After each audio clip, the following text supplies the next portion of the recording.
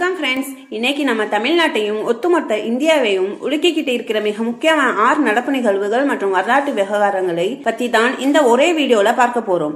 தமிழ்நாட்டின் வாழ்வாதார பிரச்சனையான மேகதாட்டு அணை சர்ச்சை, இந்தியாவோட மிக உயரிய ராணுவ பதவிக்கு வந்துள்ள ஒரு மாஸ் தமிழர், 95 ஆண்டுகளை நிறைவு செய்த சென்னை லோக்கல் ட்ரெயினோட வரலாறு, ஜவ்வாது மலையில் கிடைத்த அதிசய கோயில், சுங்கச்சாவடிகளின் பகல் கொள்ளை மற்றும் நெதர்லாந்துல இருந்து மீட்கப்பட்ட தோழர் காலத்து சப்பேடுகள். பொதுமக்களுக்கு தேவையான விழிப்புணர்வு தகவல்களும் டிஎன்பிஎஸ்சி எக்ஸாம் எழுதுகிற மாணவர்களுக்கு தேவையான எக்ஸாம் ஃபேக்ட்ஸும் இந்த வீடியோல கொட்டி கிடக்கு. ஸ்கிப் பண்ணாம முழுசா பாருங்க.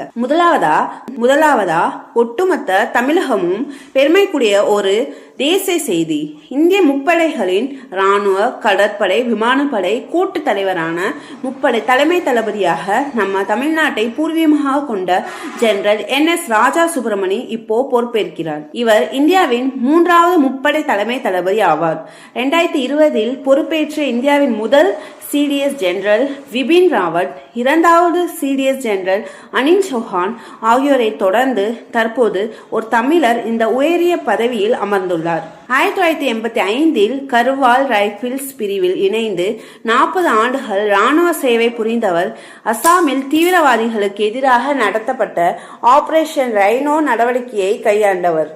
சீனா மற்றும் பாகிஸ்தான் விவகாரங்களை கையாளுவதில் இவர் மிகப்பெரிய நிபுணர் என்பதால் இந்தியாவின் பாதுகாப்பு இப்போ இன்னும் பலமடைந்ததா. நாட்டின் உள்நாட்டு பாதுகாப்பு குறித்து மற்றும் ஒரு அதிரடி நடவடிக்கை. கடந்த சில மாதங்களாகவே மணிப்பூரில் பழங்குடியினரிடையே நிலவி வரும் மோதலால் பதற்றம் நீடிச்சிட்டு வருகிறது. சமீபத்தில் உக்ருல் மாவட்டத்தில் தீவிரவாதிகள் நடத்திய துப்பாக்கிச் சூட்டில் லாரி ஓட்டுநர் ஒருவர் கொல்லப்பட்டார். இதையடுத்து மணிப்பூரில் உள்ள ஆயுத குழுக்களை ஒடுக்கவும் நிரந்தர அமைதியை நிலைநாட்டவும் மத்திய உள்துறை அமைச்சகம் ஒரு அதிரடி உத்தரவை பிறப்பிச்சாங்க. காடுகள் மற்றும் மலைப்பகுதிகளில் புகுந்து தீவிரவாதிகளை வேட்டையாடுவதில் இந்தியாவின் மிக சிறப்பு படையான CRPF-இன் cobra means commando battalion of resolute action கமாண்டோக்களின் 2000 வீரர்கள் இப்போ மணிப்பூருக்குள் களமிறக்கப்பட்ட இருக்காங்க. இப்போ தமிழ்நாட்டின் மிக முக்கியமான வாழ்வாதார பிரச்சனைக்கு வருவோம்.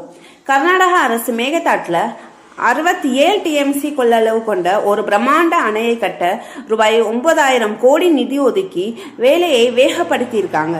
இந்த அணை மட்டும் கட்டப்பட்டா தமிழ்நாட்டுக்கு வழக்கமாக வர்ற உபரி நீருக்கும் ஆபத்து ஏற்படும்னு நிபுணர்கள் எச்சரிக்காங்க. இது தொடர்பான புவியியல் ஃபேக்ட்ஸ் பார்ப்போம். காவேரி நீர் பங்கீடு தொடர்பாக தமிழ்நாடு, கர்நாடகா இடையே 50 ஆண்டுகளுக்கும் மேலாக பிரச்சனை இருக்கு. 2018 உச்சநீதிமன்ற இறுதி தீர்ப்பின்படி தமிழகத்திற்கு 177.25 TMC தண்ணீர் வழங்கப்பட வேண்டும். ஒருவேளை கர்நாடகா மேகதாட்டு அணையை கட்டி முடித்தால் தமிழ்நாட்டின் 22 மாவட்டங்களின் குடிநீர் ஆதாரம் பாதிக்கப்படும்.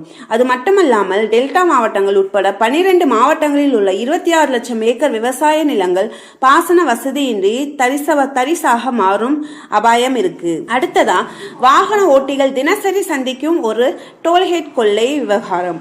மத்திய அரசு 2008 இயற்றிய தேசிய நெடுஞ்சாலை விதியின்படி ஒரு சுங்கச்சாவடிக்கும் இன்னொரு சுங்கச்சாவடிக்கும் இடையே குறைந்தபட்சம் 60 கிலோமீட்டர் இடைவெளி இருக்க வேண்டும்.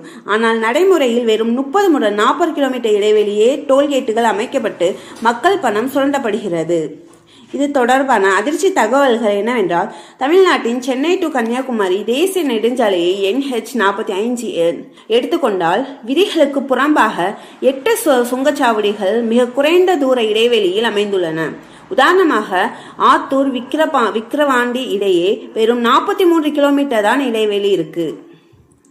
கட்டு, இயக்கு, மாற்று திட்ட ஒப்பந்தங்கள் முடிந்த பிறகும் கூட பல டோல்கேட்டுகளில் தொடர்ந்து முழு கட்டணம் வசூலிக்கப்படுகிறது. விதிப்படி ஒப்பந்தம் முடிந்தால் கட்டணத்தை 40% குறைக்க வேண்டும். ஆனால் எந்த ஒரு தனியார் நிறுவனமும் இந்த வெளிப்படைத்தன்மையை பின்பற்றுவதில்லை. அடுத்ததாக 95 ஆண்டுகளை நிறைவு செய்த சென்னையின் இதயம் லோக்கல் ட்ரெயின். இப்போ கொஞ்சம் வரலாற்று சுவடுகளை பார்ப்போம். சென்னையோட அடையாளமாய் இருக்கிற புறநகர் மின்சார ரயில் சேவை தொடங்கி வெற்றிகரமாக 95 ஆண்டுகளை நிறைவு செய்திருக்கு. இது தொடர்பான டிஎன்பிஎஸ்சி வரலாற்று ஃபேக்ட்ஸ் என்னவென்றால், சென்னையின் முதல் புறநகர் மின்சார ரயில் போக்குவரத்து பயணம் 1931ஆம் ஆண்டு தொடங்கப்பட்டது. சென்னை கடற்கரை முதல் தாம்பரம் வரையிலான 29 கிலோமீட்டர் தொலைவுக்கு இந்த சேவை முதலில் அறிமுகமானது. இதன் மூலம் தென்னிந்தியாவிலேயே மின்சார புறநகர் ரயில் சேவையை பெற்ற முதல் நகரம் என்ற பெருமையை சென்னை பெற்றது. பின்னர் 1985இல் கும்மிடிப்பூண்டி, அரக்கோணம் மற்றும் செங்கல்பட்டு வரை இந்த சேவை விரிவாக்கப்பட்டது.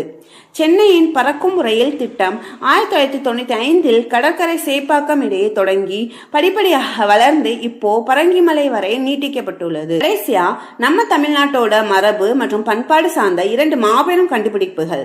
சமீபத்தில் பிரதமர் மோடி தனது மனதின் குரல் நிகழ்ச்சியில் நெதர்லாந்து நாட்டிடம் இருந்து இந்தியாவிடம் திரும்ப ஒப்படைக்கப்பட்ட 11ஆம் நூற்றாண்டு சோழர் காலத்து செப்பேடுகள் பற்றி பெருமையா பேசியிருக்கார். இந்த செப்பேடுகள் புகழ்பெற்ற சோழ பேரரசுகளான முதலாம் ராஜராஜ சோழன் மற்றும் அவரது மகன் முதலாம் ராஜேந்திர சோழன் காலத்து வரலாற்று ஆவணங்கள் ஆகும். இதில் மொத்தம் 21 பெரிய செப்பேடுகளும் 3 சிறிய செப்பேடுகளும் உள்ளன. நாகப்பட்டினத்தில் பௌத்த மடாலயத்திற்கு சூடாமணி விகாரம், ஆனைமங்கலம் கிராமம் தானாக வழங்கப்பட்ட விவரங்கள் இந்த செப்பேடுகளில் மிக தெளிவாக குறிப்பிடப்பட்டுள்ளன. இதே போல திருப்பத்தூர் அருகே உள்ள ஜவ்வாது மலை பகுதியில் தொல்லியல் ஆய்வாளர்கள் காடுகளுக்கு நடுவே ஒரு பழங்கால கோயிலையும் அதற்குள் மிக அரிய தம்பதியர் வடிவிலான வணங்கும் நிலை நடுக்கல் சிலையையும் கண்டுபிடிச்சிருக்காங்க. இது அந்த பகுதி பழங்குடி மக்களின் பண்டைய குலதெய்வ வழிபாட்டு முறைக்கு மிக முக்கிய சான்றாக அமையுள்ளது. இதோட நிறைவா தமிழ்நாட்டில் பெண்களின் முன்னேற்றத்துக்காக சிறந்த சேவையாற்றி வரும் சமூக சேவகர்கள் மற்றும் தொண்டு நிறுவனங்களுக்கு தமிழ்நாடு அரசு சமூக நலன் மற்றும் மகளிர் உரிமைத்துறை சார்பில் ஒவ்வொரு ஆண்டும் சுதந்திர தினத்தன்று ஆகஸ்ட் 15 தமிழக முதலமைச்சரால் சிறப்பு விருதுகள் வழங்கப்பட உள்ளன. இதற்கு தகுதியானவர்கள் ஜூன் 19ஆம் தேதிக்குள் விண்ணப்பிக்கலாம்னு சென்னை மாவட்ட ஆட்சியர் ரஷ்மி சித்தார்த் தெரிவித்திருக்கிறார். ஃப்ரெண்ட்ஸ், இன்னைக்கு நம்ம பார்த்த இந்த 6 மாபெரும் நிகழ்வுகள்ல உங்களை ரொம்ப ஈர்த்த அல்லது உங்களை ரொம்ப யோசிக்க வச்ச விஷயம் எது? மேகதாட் அணை பிரச்சனையா இல்ல சுங்கச்சாவடிகளின் பகல் கொலையா? உங்களோட கருத்துக்களை கீழே கமெண்ட் பண்ணுங்க. டிஎன்பிஎஸ்சி மாணவர்களே, தென்னிந்தியாவின் முதல் மின்சார ரயில் போக்குவரத்து எந்த 2 நகரங்களுக்கு இடையே தொடங்கப்பட்டது? ஆன்சர் தெரிஞ்சா கமெண்ட் பாக்ஸ்ல சொல்லுங்க. வீடியோ பிடிச்சிருந்தா லைக் பண்ணி உங்க ஃப்ரெண்ட்ஸுக்கும் ஷேர் பண்ணுங்க. மறக்காம நம்ம சேனலுக்கு சப்ஸ்கிரைப் பண்ணிக்கோங்க. நன்றி, வணக்கம்.